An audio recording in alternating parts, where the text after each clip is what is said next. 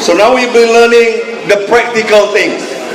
How we gonna do that in our daily life? What are the tools? Okay, so these are the tools that is the most commonly used to put solution focus into practice.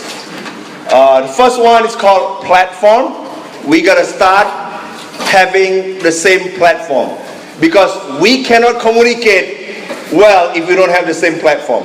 So this is the time where we know where are we starting from. For example, with this married couple, I don't need to know their problems. They will definitely come with their problems, but I need to know what do they want to see happening. So this is a time when we formulate the goal together. Our job is to ask the right questions so that we know exactly what is their goal. Okay? That's the first step, the first tool. The second tool is we bring them to the future perfect. Now our life is not perfect, but we need to bring them to solution state.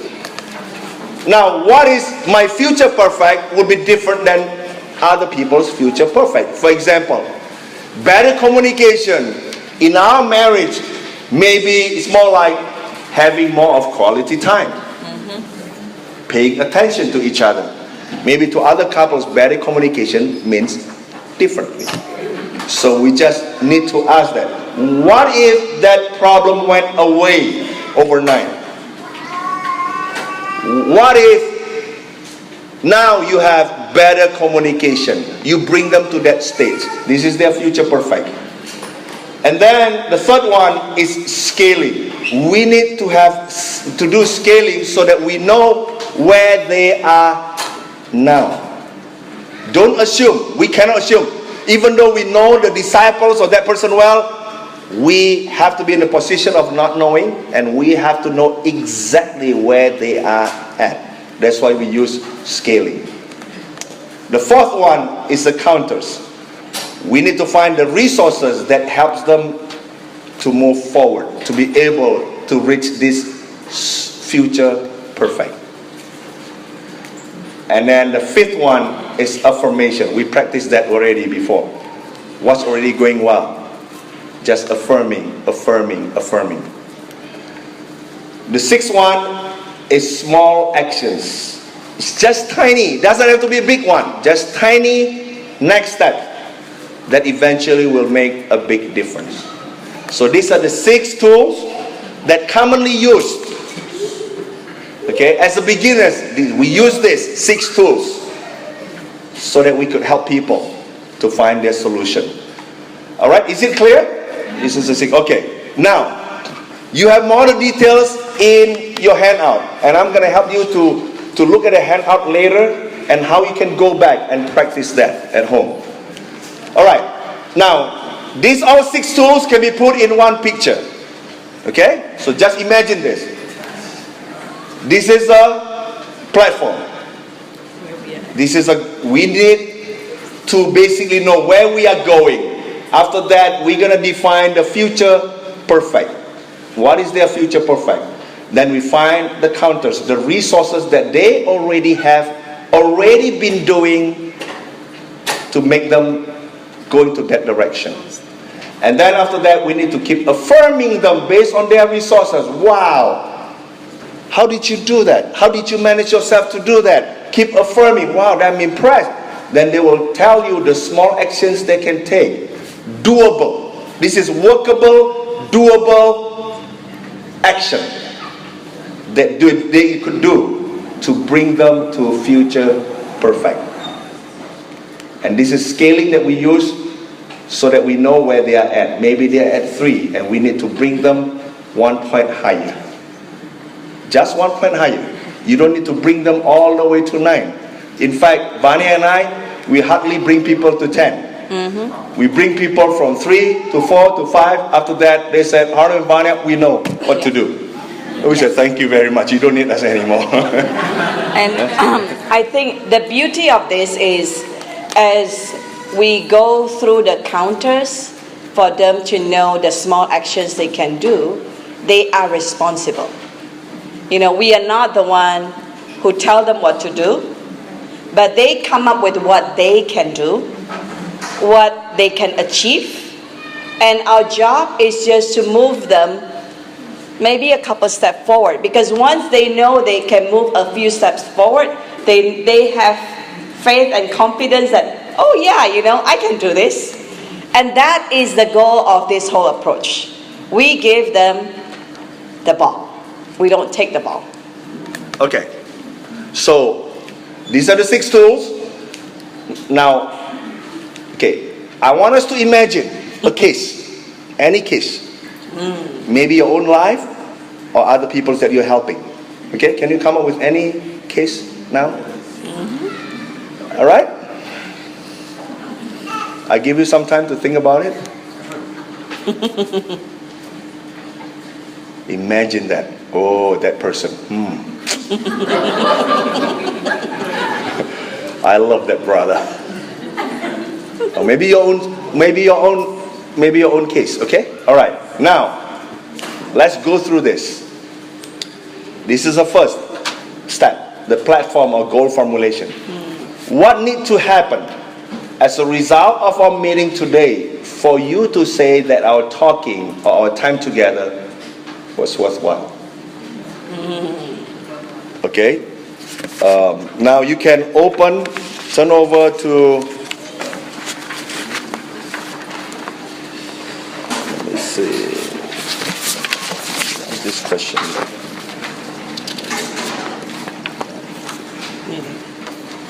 Do you have it here? We don't have it. Well, anyway. Under the double. Okay. Yeah. Under which one? What? Okay, under the what? Okay, the page 2. Thank you. Page 2. Under the what? Okay, these are the example of the question you could ask. What needs to happen that you can say our talk has been helpful?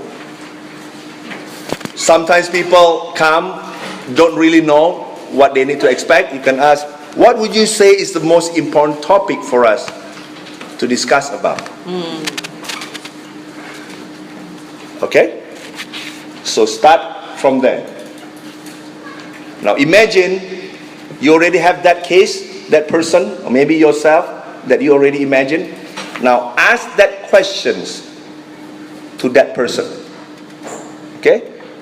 What do you want to see happening so that you feel like our time together is worthwhile for you? What do you think he or she will respond back to you? I just want you to use a lot of imagination. Okay? Imagine what will they say back to you. Then after they respond back, you ask the next questions. What else? Okay? Wait, listen to them. They will probably have that silent moment. It's good. I used to not like silent moment. Now I love it. The silent, you just... Now you mentioned about better communication. That is helpful. What else? What else? Make them work. We're not doing the work. What else? You will be surprised. I love what else today. Because when I ask what else, actually start bringing up people start finding out actually this is not as important as the other one. They will figure out themselves. Okay? So what else? Okay? I give you half a minute to imagine you doing that to yourself or to that client, to that person asking this question. And imagine their response back to you.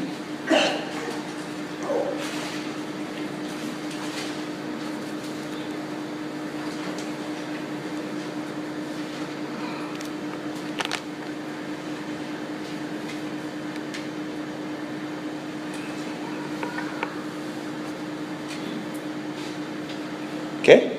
Can you imagine that? All right. So I love this. What else? Because we don't know exactly which direction we're going to go to, but just keep asking.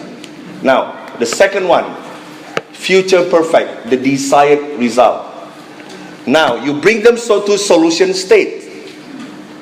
The problem is still there, still real to them, but now you already know the goal formulation.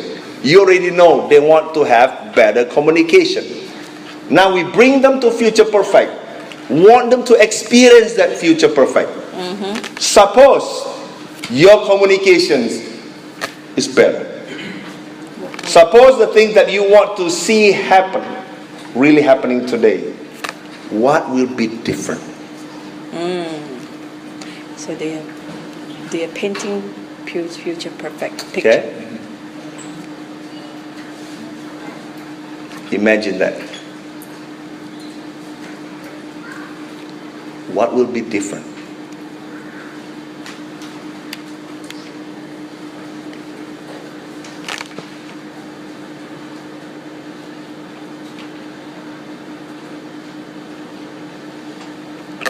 Then ask, what else?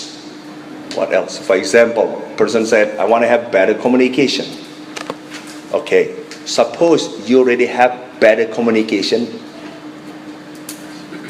What will be different then in your marriage? The husband will say, well, I think I'll be happier. What else? I think I'll smile more. I could imagine when you smile more. What else? I think I will not be easily provoked. Good. Wow. What else? Suppose you are happier, you smile more, and you are not easily provoked. How will you think your wife will respond back to you? Or you look, if this is husband and wife case, you look at her, suppose your husband is happier and smile more and not easily provoked. How will you respond back to him?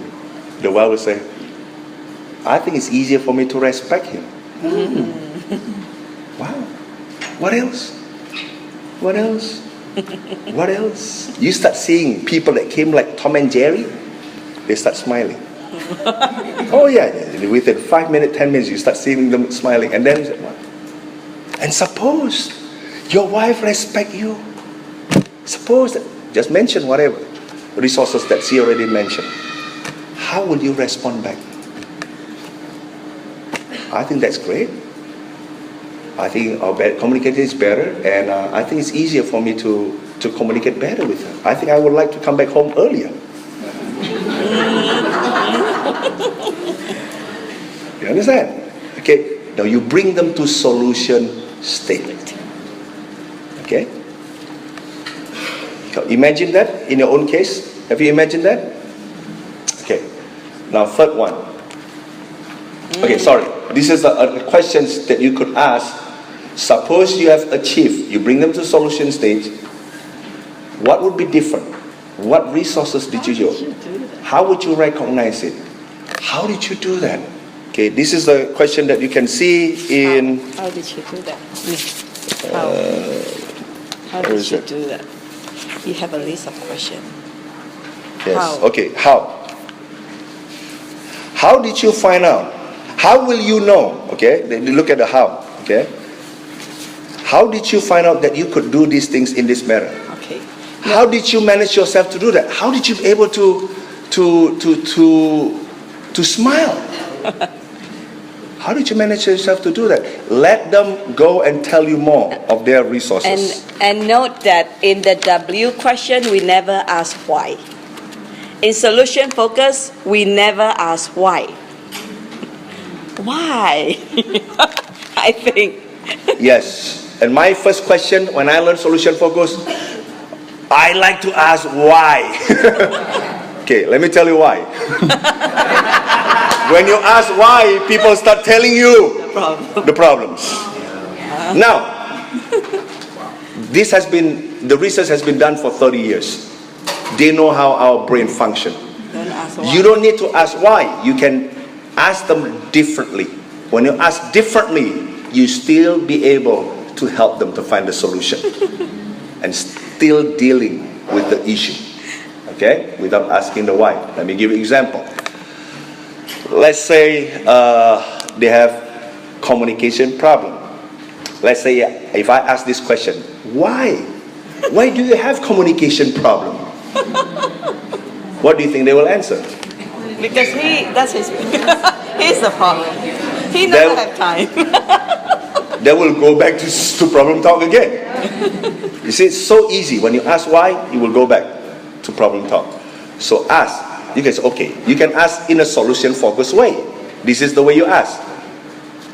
How will you notice? What are the first signs that you will notice that you already have better communication?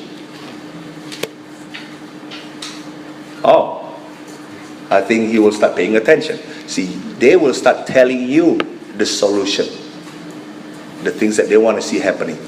Can you see the difference? Okay. Yeah. And also, I mean, sometimes when you ask why, the person being asked will feel intimidated. They feel like they are on the spot. I mean, sometimes you deal with people who are not putting effort. Instead of asking, why don't you put effort? We turn it into, you must have good reason. You must have good reason. Because when we put it in such manner, we are not accusing them, but we want to understand them. So even with teenagers, when we're dealing with teenagers, they say, oh, you know, like they come late to appointments, or they don't call you when they want to cancel appointments, because maybe they're scared. So when they do that, instead of saying, why didn't you come to the appointment? Or why did you call first that you're late? We will ask the teenager, well, you know, you must have good reason.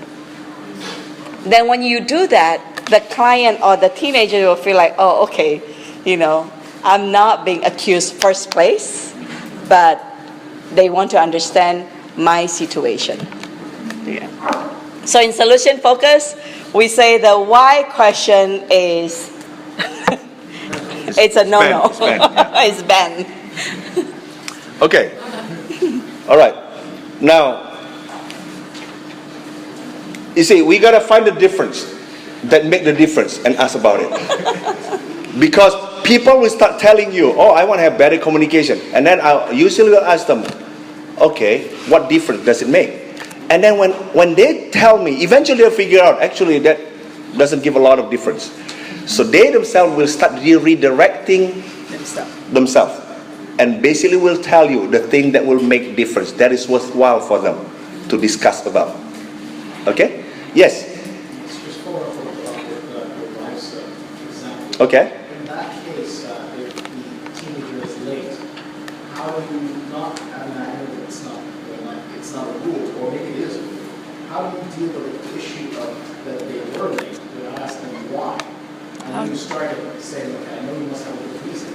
And then what else? Yeah. Yes. That's my question. Mm-hmm. Well, How do you get to a solution? oh, well, you know, I think in that situation, we would like them to be responsible with time, right? I mean, that's my goal. So what's the how question that you ask? Well, you know, with a teenager that come late, I would ask them, well, if suppose this is happening again next time, how would you do it differently? Okay? But it's a very respectful way to tell them, you must have a good reason to be late. Yeah. Oh, I ask teenagers all that. You must have a good reason. Now tell me, what is your good reason? In fact, they'll be shocked. They'll tell you. They'll be convicted. Actually, there's a bet, you know. Anyway. Okay. Tell them, but it's already been studied for 30 years. You ask that question, it helps people right away. For example, when people say, I don't know, you ask them, suppose you do know. Even though just a little bit. What would that be? They will start telling you. Amazing. Asians are very quiet. A lot of them, they start by saying, I don't know. They say, suppose you do know, even though just a little bit. What would that be? And they start telling you a little bit. All right? Okay. Now, this is the tools to move people to solution state. It's ears. Basically, ears is like elicit. Is an elicit exception. You find the exception, and then you amplify the exception. Then you reinforce the successes, and then you start again. I love to find that exception. Find out the exceptions of the time when the teenagers behave well. Find out that exception. Find out exceptions when the husband and wife had better communication. I want to know that. And how do I amplify that? I will ask the question, how did you manage yourself to do that?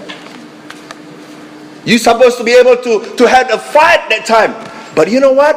Instead, you're able to hold yourself. Wow. That is awesome. How did you cope with that? How did you find the strength to be able to keep yourself and not be provoked with that? That's awesome. And they will tell you. Oh, because that time I went to my room and I prayed to God. I said, okay, well, what else? What else? What else? They will start finding their own solution. Okay?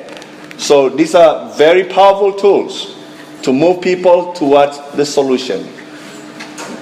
You help them to focus, to find the exception, and then amplify it, and then after that, you keep reinforcing that and measuring the client progress.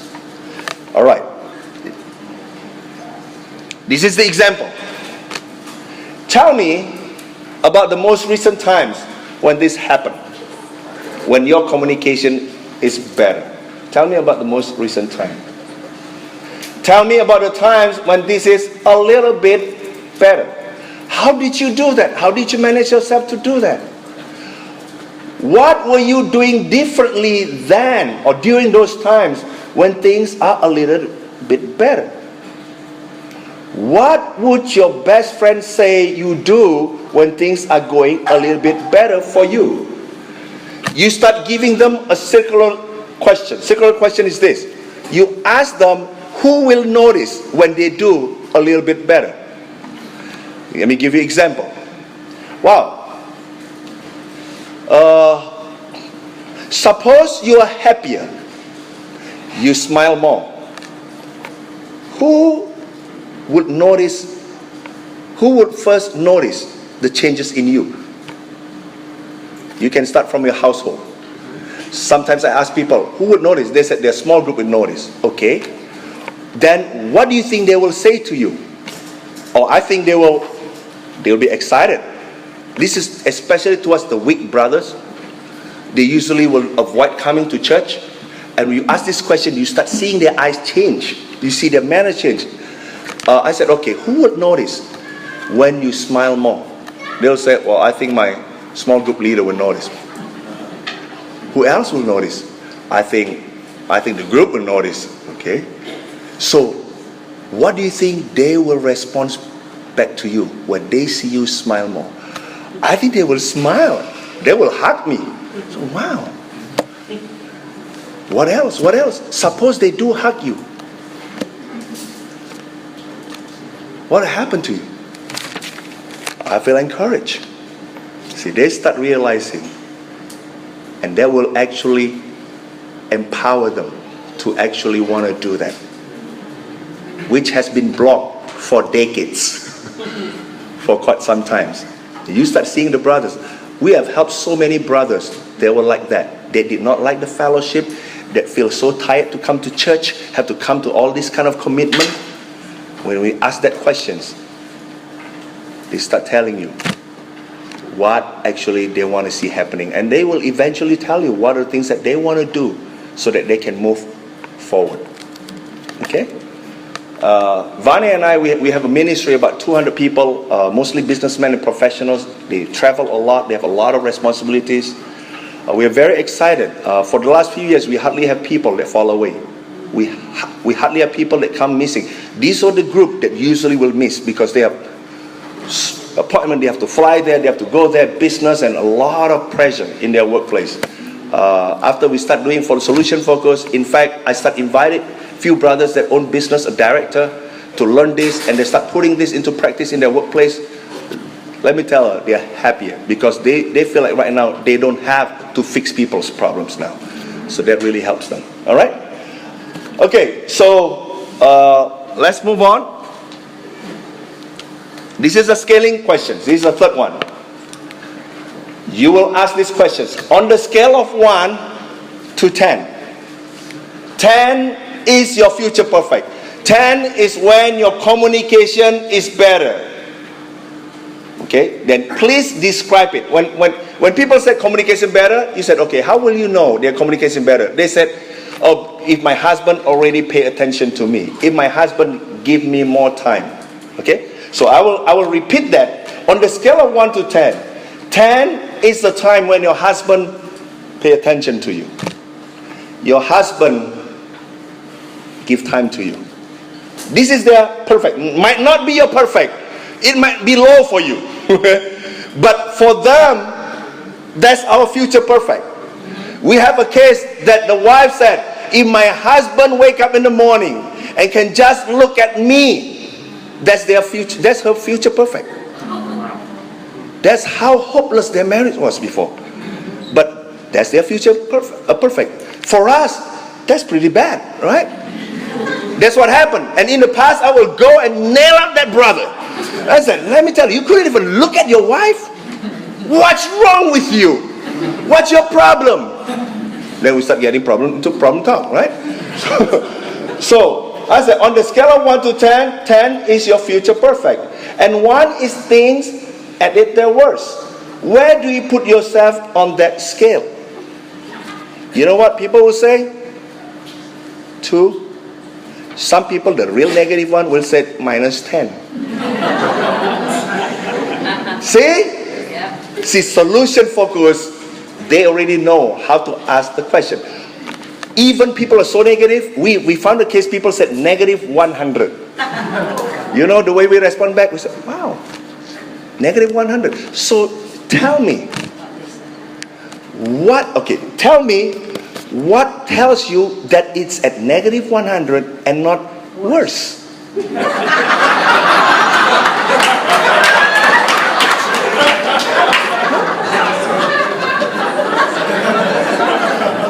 Now, this question I asked when I learned about this.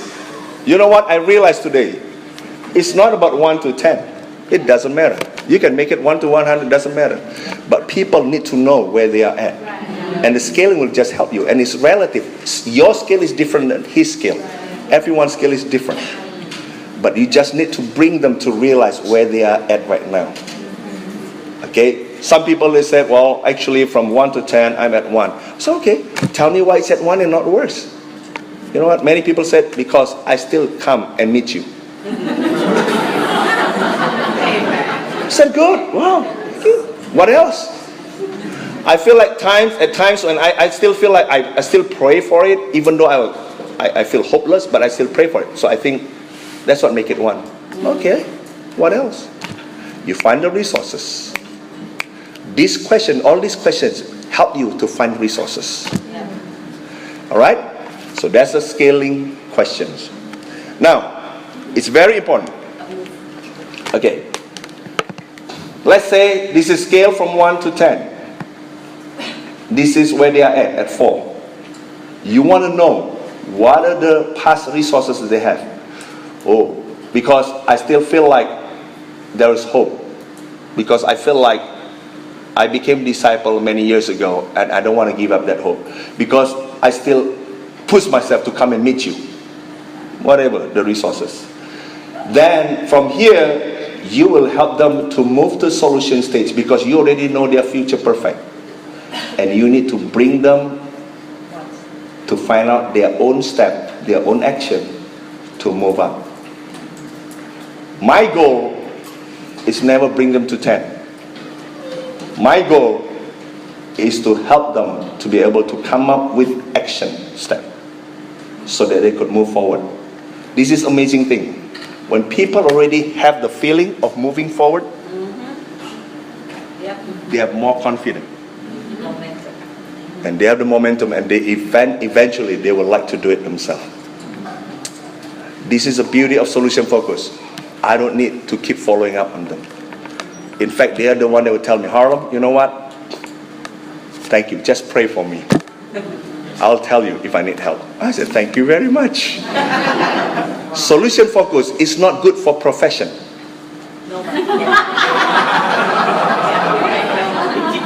I'm telling you, I met with a lot of these experts in solution focus.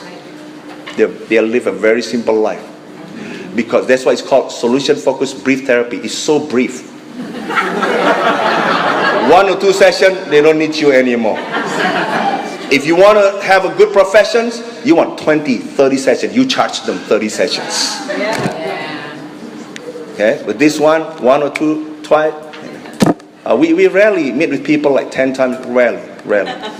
Twice, 3 times. Married problem, usually twice or 3 times, they figure out themselves. Okay, and then we'll basically talk about how you can do the follow-up later. Yes? Do you ever come across somebody whose future perfect is like unrealistic? Yeah. If you ever tell somebody like, okay, that what you want isn't obtainable. No, You know, like, no. Because if it isn't unattainable, then they'll constantly fall short. You know, like, Give the example. so say you're married, Mm-hmm. and like your future perfect is a meal every time you come home. You know, like, dinner needs to be on the table. And so for your wife, that's unrealistic. Like I work or all these things, like I can't.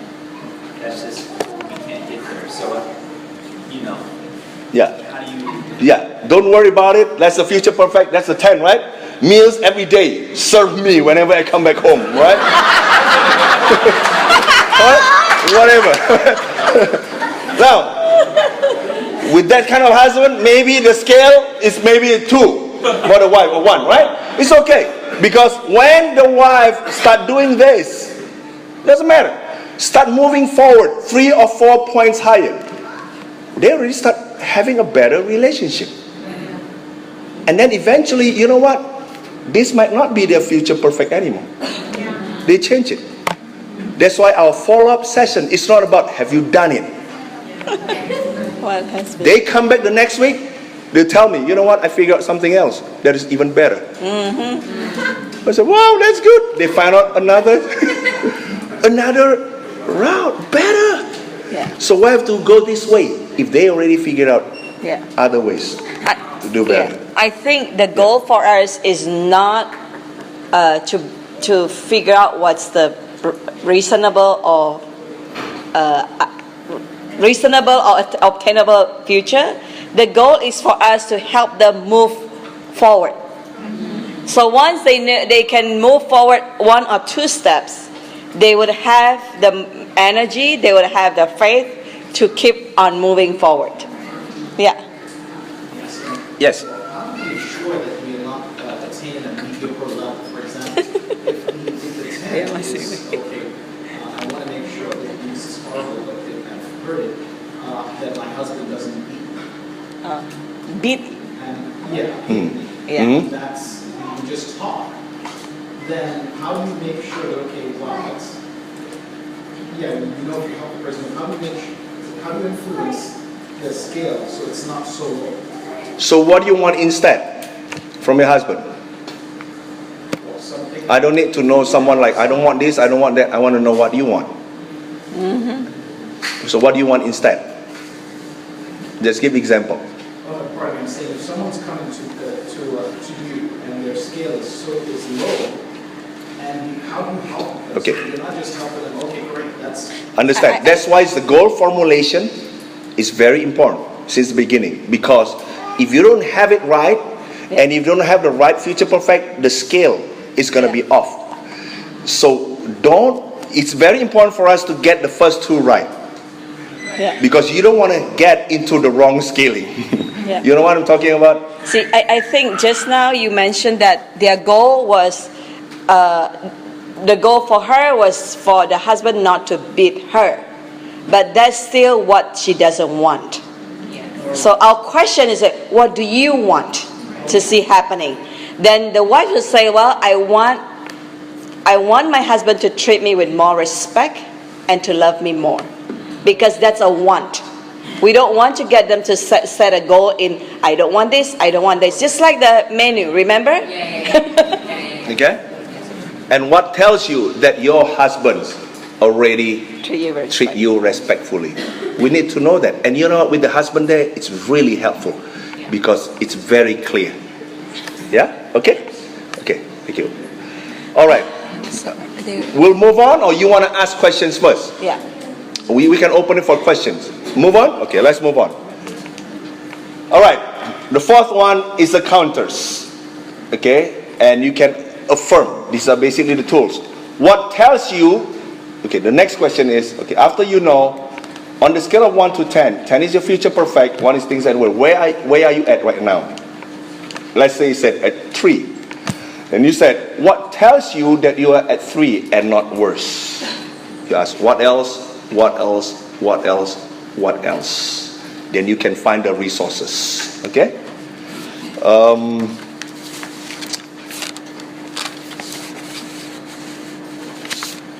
All right. Last one, the small step. What needs to happen so you will move to 4?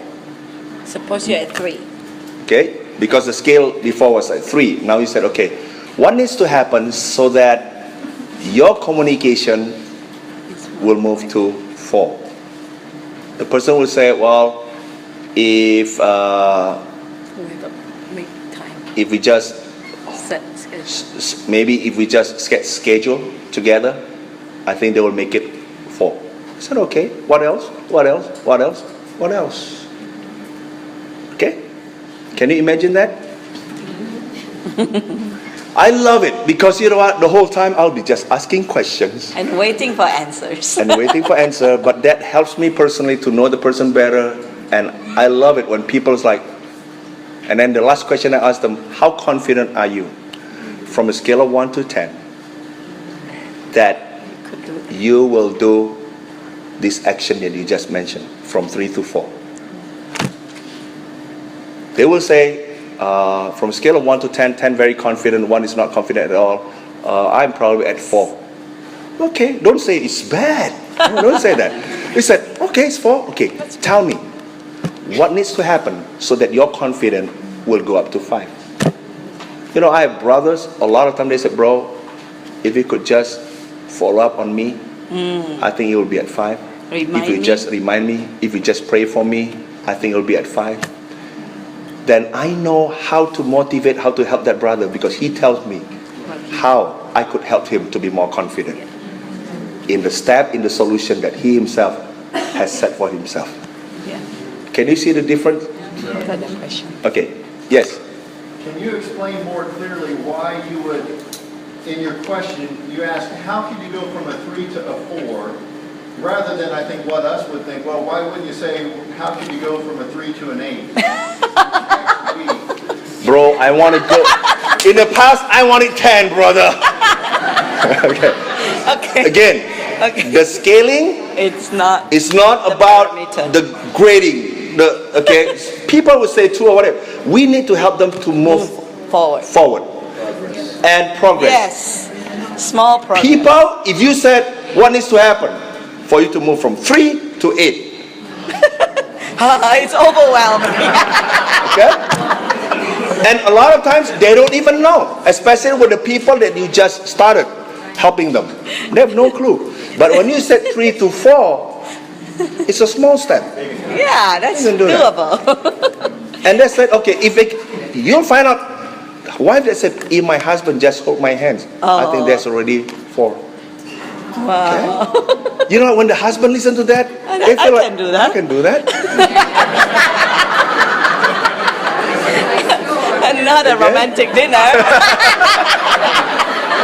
See, I think that's a very good question because we fell in the trap, in the same trap. Because why 4? You know, 4 is so low.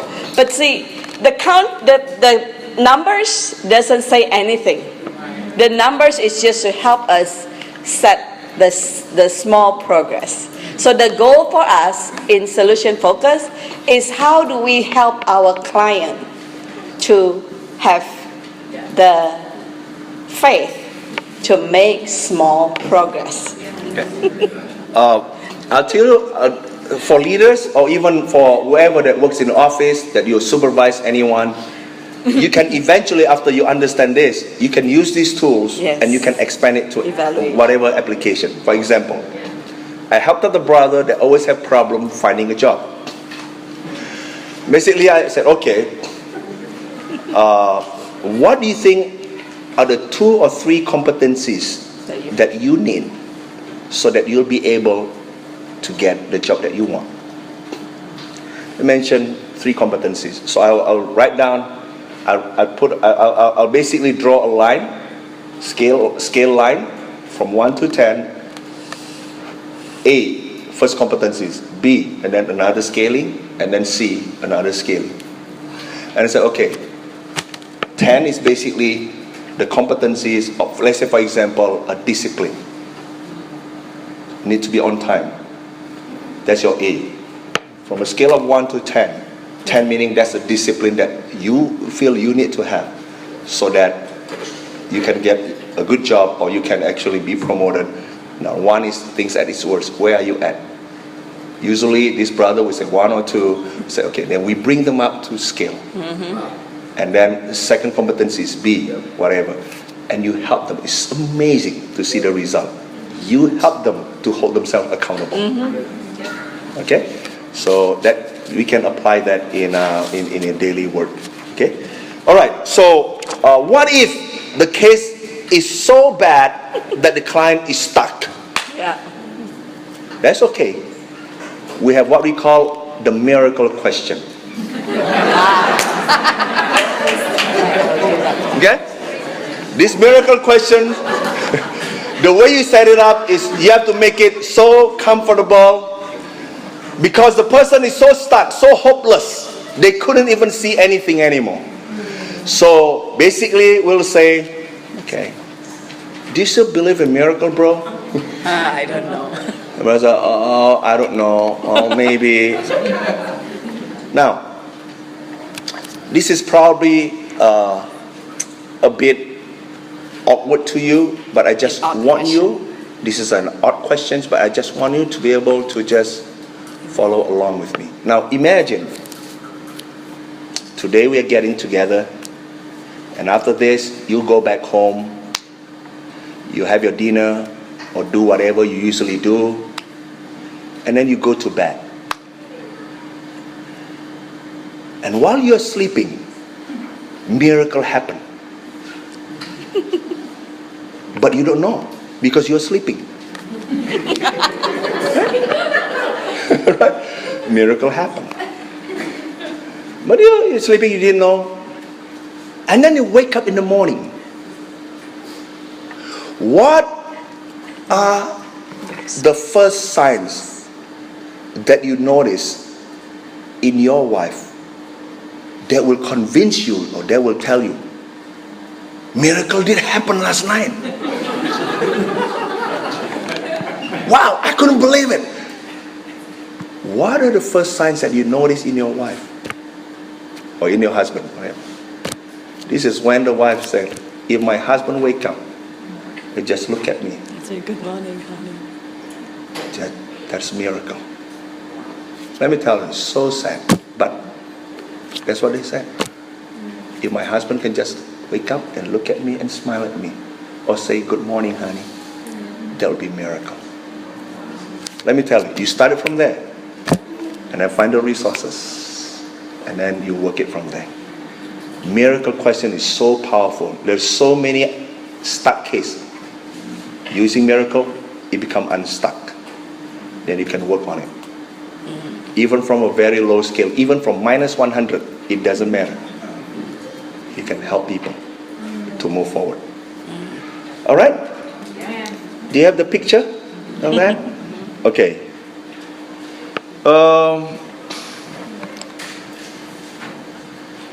I want us to look at this video. Okay, this video is so expensive to get, but I got this preview.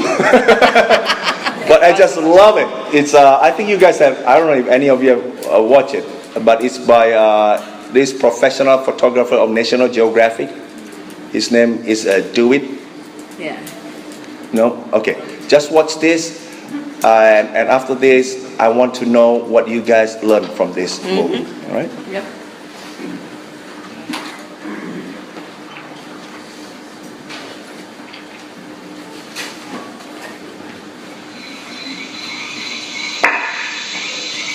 Can we turn off the light? Thank you.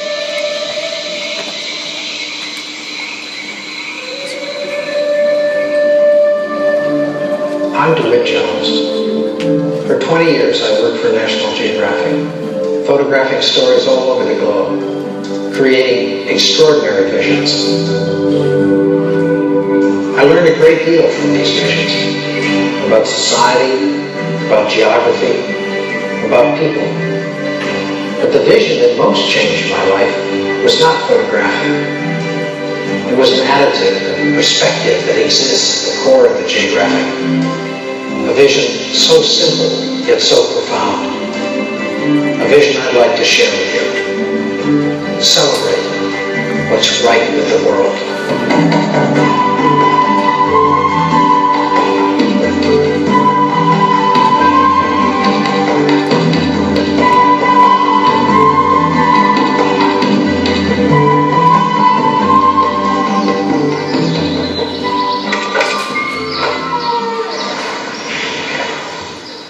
We all have teachers in our lives, mentors that show us what's possible. The National Geographic was one of those for me. And maybe it was for many of you. You know, I used to read at night, and even after my parents told me to turn out the light and go to sleep, I wouldn't do it. I'd get a flashlight, I'd hide under the covers, I'd stay up and stare at those photos in that little yellow book.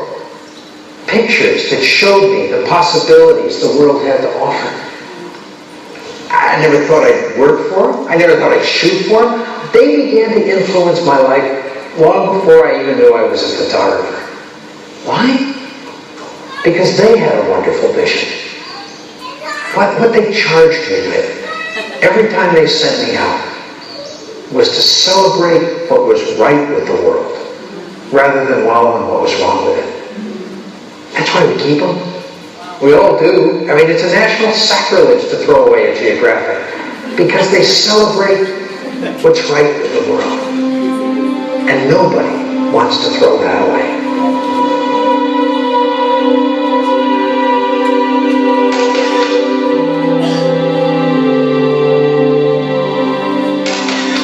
When I was growing up, I used to hold that maxim, I won't believe it until I see it.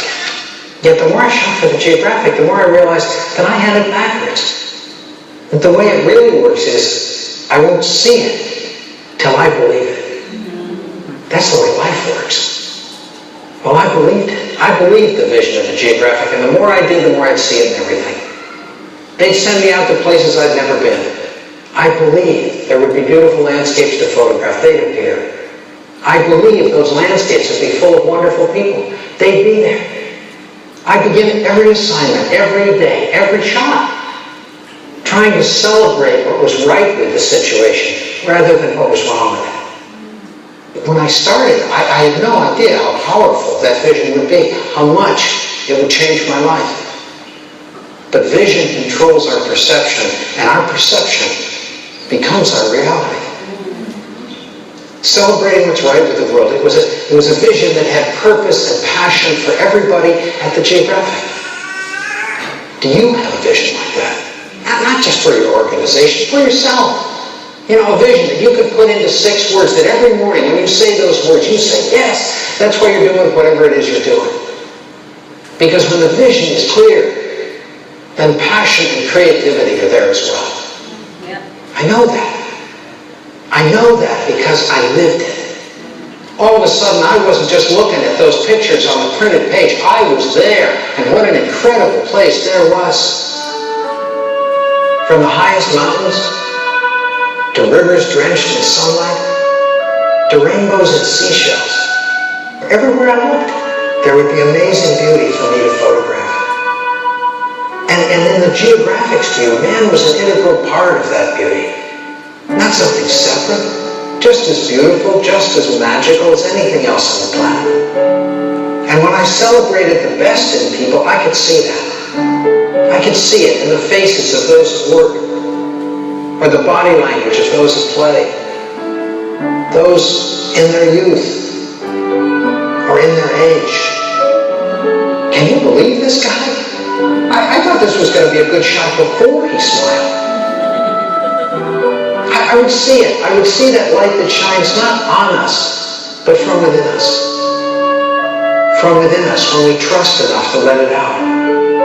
It was the same light I'd seen in nature that didn't have to trust to expose itself, but just graced us every day with the delicacy of a flower or the fading light on half dome.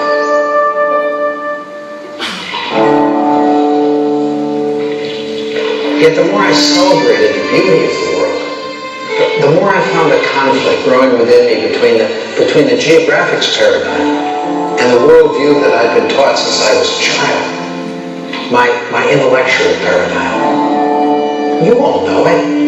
The law of the jungle, eat or be eaten, my win is your loss, second place is the first loser. We live in that paradigm all the time. A world based on fear and scarcity and competition. It's true if you choose to believe it, but it wasn't what nature was showing. Nature was showing the incredible beauty standing just beyond the rat race saying, hello, hello. All was there if I was open enough to see it. I mean, come on, nature never stood in front of a forest and said, there is one great photograph hidden here. One photographer will find it and the rest of you will be hopeless losers. Nature said, how many rolls you got to win? Bring it on. Bring it on, I'll fill them up. I'll fill them up with layers of beauty and possibility beyond anything you've ever imagined. Right down to my tiniest seed.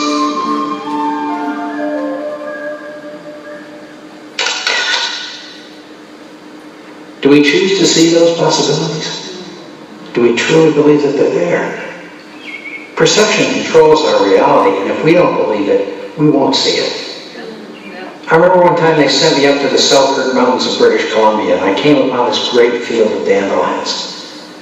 But, I just wasn't into it, and I started to say, the light is bright, I'll come back tomorrow. We've all been there. It happens all the time, at home and work. I just can't get into it. I'll do it tomorrow. And then tomorrow turns into next week, and by the time I got back there, no more dandelions. I had puffballs. That wasn't the way I planned it. And I was just about to leave when a little voice inside me said, come on, what's here to celebrate? I know it wasn't how you planned it, but what's right with the situation? Where are the possibilities?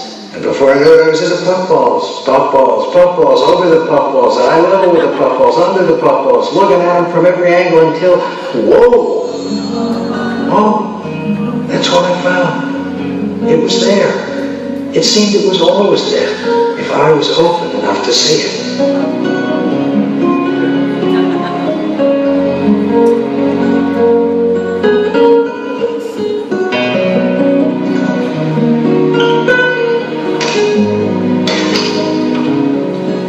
The more I shot for the geographic, the more I realized what a powerful force our vision can be. As I celebrated what was right with the world, I began to build a vision of possibility. Not scarcity, possibility. Always another right answer. A vision that showed me that no matter how bleak and desolate, no matter how dry and devoid of possibilities a situation might seem, that if I was open to it, I could always find a perspective. In this case, just by dropping down in that crack in the slip rock and looking back. A perspective that would transform the ordinary into the extraordinary.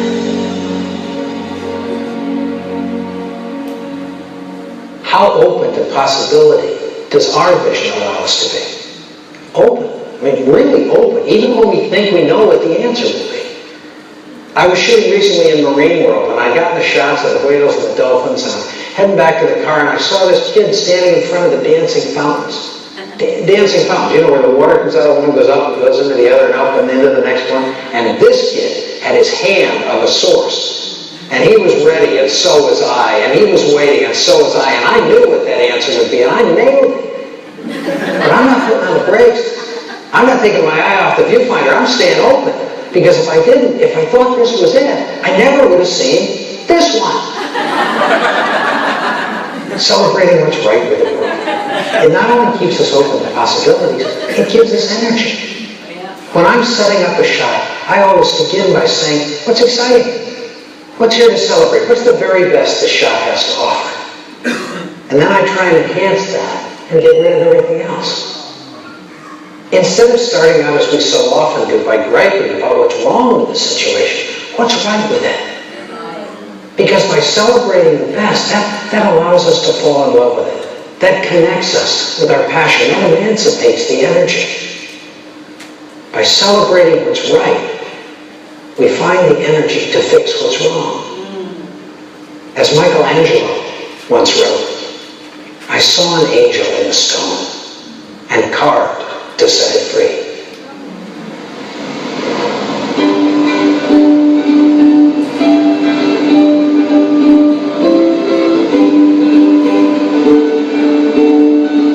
The right vision.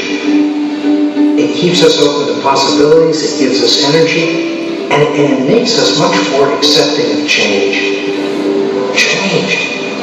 Boy, as a photographer, I pray for change. I get down on my knees and beg the weather, or the wind, or the light to do its thing. It was the status quo that would make my pictures boring and redundant. In fact, I began to see that the very thing that so often frightens us today, that awesome change curve we hear so much about, the phenomenal rate of change in our society, is really my ally. In fact, if I viewed it from just a slightly different perspective, it wasn't a change curve at all. It was a possibility curve. A possibility curve. Could I see it like that? I knew from my photography that it was true. Change is possibility, and the times of most change always hold the most potential. So we live in an accelerating possibility curve. Perhaps we can't control it, but we can learn to ride it, like a surfer on a wave or a bird on a thermal, to use its power to take us where we want to go, to live in uncertainty and yet act with confidence. Now that's something I can celebrate. And the more I did, the more I took all my skills and used them to ride that wave of possibility, the more I found in my photography and in my life that the difference between a good frame and a great frame is measured in millimeters, not miles. Good frame, a morning glory on a beach in Maui, 10 inches closer. Great frame. Good frame, a cowboy in Bryce Canyon, 30 feet away in the doorway of a barn. Great frame. Good frame, sunset on the Golden Gate Bridge with the new moon rising. How could it get any better? 15 minutes later. Great frame. When we believe it, we'll see it. The power of vision is extraordinary. It transforms the way we look at the world. It can take us from flapping in the middle of the flock to soaring to heights we've never dreamed of. But we have to be willing to trust it, to come out to our edge. Because it's here on the edge that we find the winds to take us higher. And it's not just the external edges that we have to test. It's the internal ones as well. If we're going to really learn to soar, we have to know ourselves as well as we know our craft. I realized that if I was going to take it higher in my own life, I had to spend time not just with what I do, but with who I am. Boy, that's a lot harder, at least it was for me, discovering who I was and being comfortable with it. A lot harder than taking a photograph. And yet I knew that was the move from good frame to great frame. That was the edge I'd have to press. That edge in each of our lives between success and significance.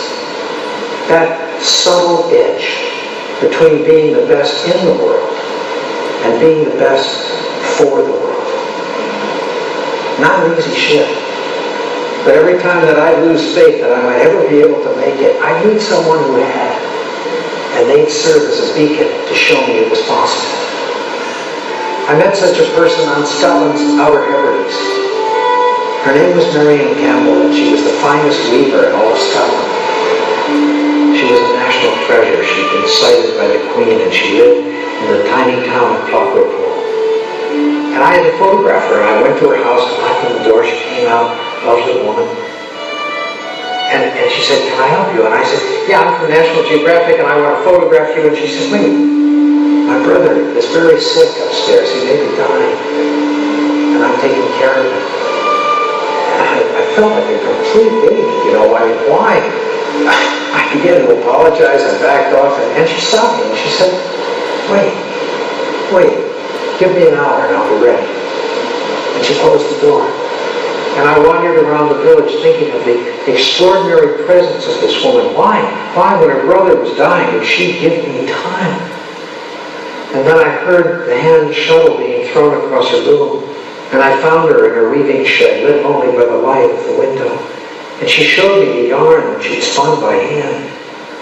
And she told me how she'd gone into the fields and scraped the lichens off the rock to make her dyes. And I was still nervous and embarrassed. I took a few quick photographs, and I said, thank you, fine, I got it. And I started to leave, and again she stopped me. And she took me into her house, and she put out biscuits, and she'd made tea. And she wouldn't eat till I had eaten. And she invited me into her living room, and she stoked the peat fire, and we sat together. And she talked quietly and simply, and I kept thinking I was in the presence of a great sage, and I was waiting for some great gift of wisdom. And finally I said, what do you think about when you read? And she said, I wonder if I'll run out of thread. That's exactly what I thought I'd hear, you know.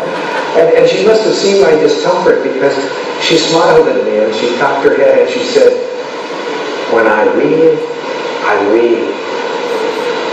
And in my own mind I heard, when I read, I read. When I photograph, I photograph. When I serve, I serve. When I celebrate, I celebrate. There's no use walking anywhere to preach unless you're walking as you're preaching. And that evening, through her actions and her words, Marion Campbell showed me what it might be like to soar.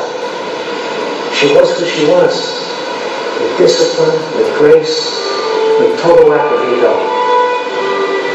She was a thermal writer.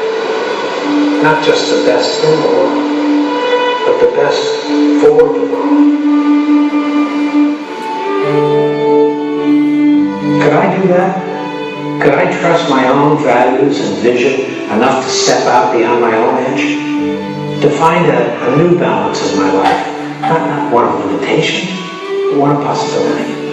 Not an either-or balance, but a both-and balance between what I do and who I am. A balance that would allow me to keep all of my intensity and focus, and at the same time not lose sight of those things that were really important in my life. A balance that would allow me to take it all in till I was full to overflowing, and then with gratitude and with grace to give it all back. To be like the sunset that nature graces us with every evening.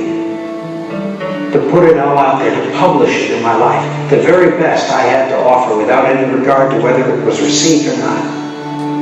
I know that whenever I can do this, wonderful things happen.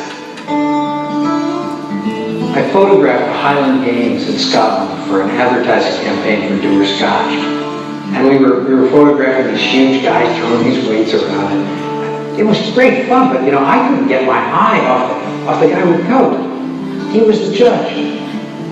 And we shot some wonderful ads, but my intuition is just screaming at me to go meet this guy. So when it was over, I went up to him and I said, have you ever done this before? You're bigger than all the rest of these guys. And he said, aye, laddie, I was the champion of Scotland for many years. And I said, well, what do you do now? And he said, well, I'm a farmer. I was a farmer then, I'm still a farmer now. I said, well, can I come and visit you? He said, well, I guess you could.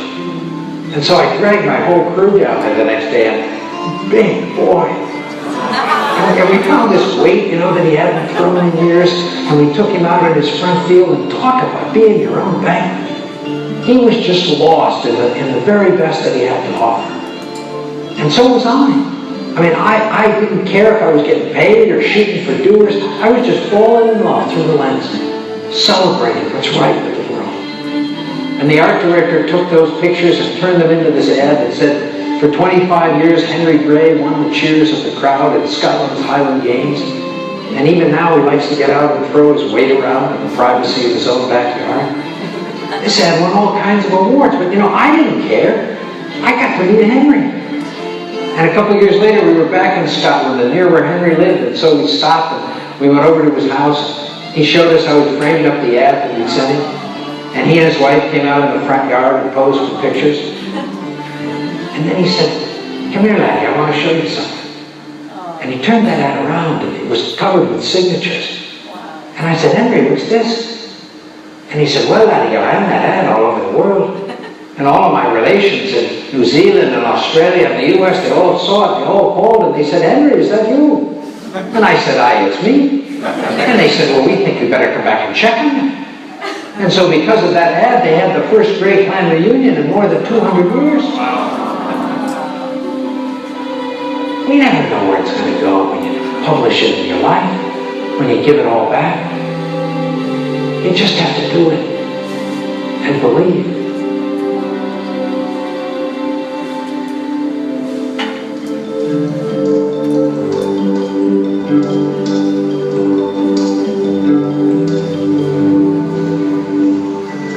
Incredible things happen when we're open to possibilities. Because the world is an astounding place.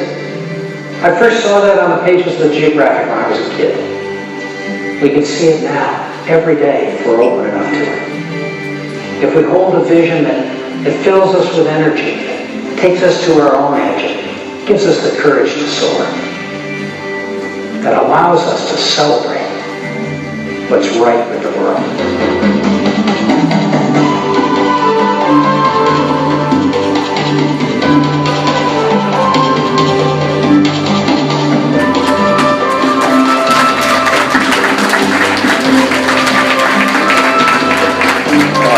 You like it? All right. Oh, all right. Okay. What do we learn? Yes. For me, no matter how mistakes I make, no matter how bad the situation is, I have to change my perspective to how God sees me with that little mustard of seed. I am empowered by the Holy Spirit that I can change, I can go back to the way God created me to be. Amen. Thank you. That's great. Yes. Every situation that I go into, if I look for something beautiful there, I'll find it. Yes. That's true. Yes. Who else? Yes. He's our ally. That's true. And you know what? This is what I see. I used to want to fix people. They have to go this way. But I realized when they discover and be able to make just a little change in their lives, they will discover it by themselves. It's amazing. There's so many possibilities. But we have to believe to be able to see them. Yes.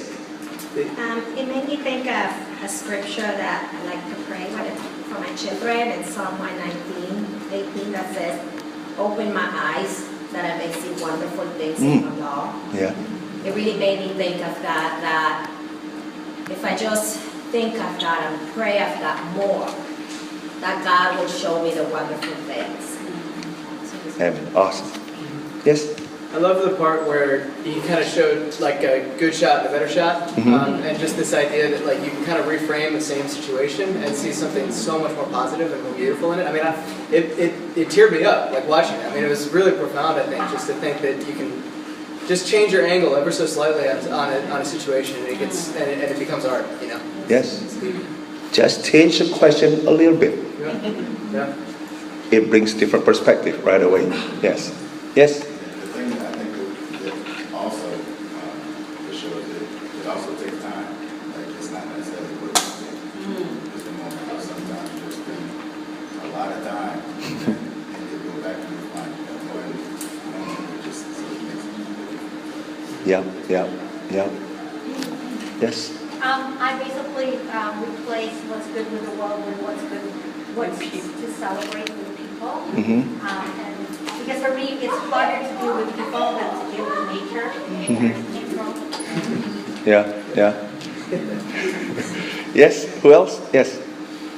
Just that there's so much beauty all around us, but it is so easy to just focus on the negative and focus on hard or trouble, or that was what it helped me the most. Yeah, that's great. Yes? I think too, it reminded me that the world beats us up all the time. When people are caught up in their problems, a lot of times they've just been beaten over and over and over again, so they can't see the beauty. They can't see even in themselves. And if we can just ask the right questions, we can unlock. Yes. Yes, that's true. Yeah.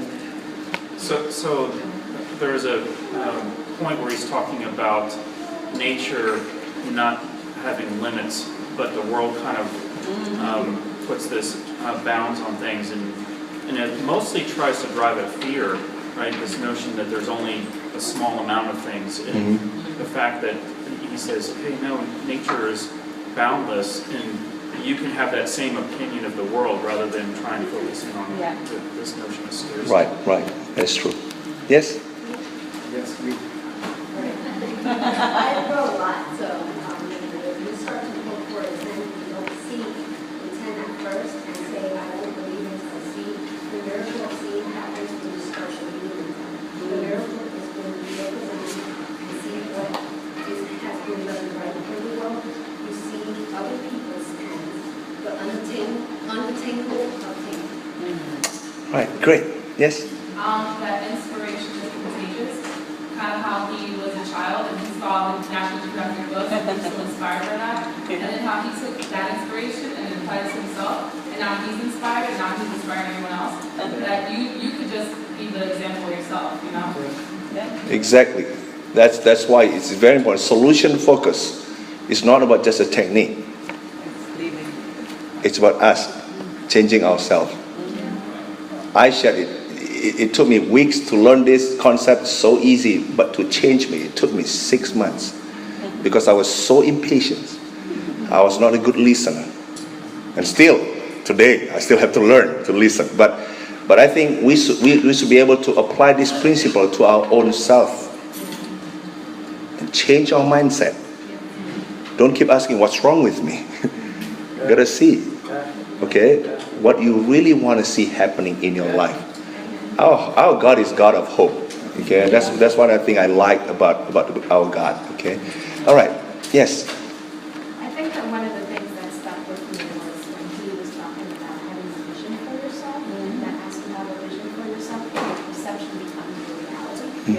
And usually, your perception is your vision, and then that is your reality if you don't have the right perspective. That really resonated. That's true. Yes. I like when you show the fields of the dandelions, when you see dandelions, you feel them beads. And, you know, these beads out, pick them out or burn the field and replant. But I like how he focused in on that was still the beads, but then he's always just shining on one hand, and saw the sun coming through it. And so he's so used to seeing this is wrong, put that, what's good instead of what's so bad. That's great. Yeah. I think everything starts with their own perspective. And if we understand that we all are responsible to see the good of the good, and that good comes from God, we are going to be able to help to change the world and to perceive a different world. Yeah. Yes. Yeah, it just reminds me of perspective. And when the scripture says, joy set before him, Christ endured the cross. It's just like, wow, like the cross is very agonizing, but he had an end game in mind, you know, like he saw what the cross would create or do, and so it was a joy, you know, like and those scriptures contradict themselves almost, you know, like in patient affliction, you know, like God says those things, and God's not focused on what's going on, he's worried about the process and like what's going to happen because of these things, you know, and so it really helps me to understand that, you know, it's good to zoom out, you know, it's good to look at the end game and the big picture, because when I do that, I can find like, okay, yeah, this thing is happening in my life, but this is going to produce this breakthrough. You know? Right. All right, the last one. Yes. Okay. Well, I was thinking about children and how children's viewpoint is very much like this. I mean, they come in with a rock and they think it's the coolest thing, or, you know, a piece of something, and it's like, and they want to collect them, and they think they're so cool and they're so beautiful, and even ask, you know, aren't those pretty dandelions and all of that? And how through, I don't know, just through time we tell our kids and we tell ourselves, no, that's really not very pretty. And that's really not very interesting, or that's not very charming, and it's not valuable. Yeah. And it doesn't, it's not worth anything. Yeah. But to the children it is. It's worth so much because it's wrong. Yeah. It's so cool. And I just think, you know, it's a great reminder. We kind of have to remind ourselves of that. But it's a reminder for how we even treat children when they do bring things to us, and make sure that as much as possible in our power anyway, keep that sense of wonder. Thank you. Yeah. All right, we're going to have a break, and our last session is only going to be Question and answer. 30 minutes, 30 minutes, okay? So let's have a break, and then we'll come back. 5 minutes break. Okay, thank you.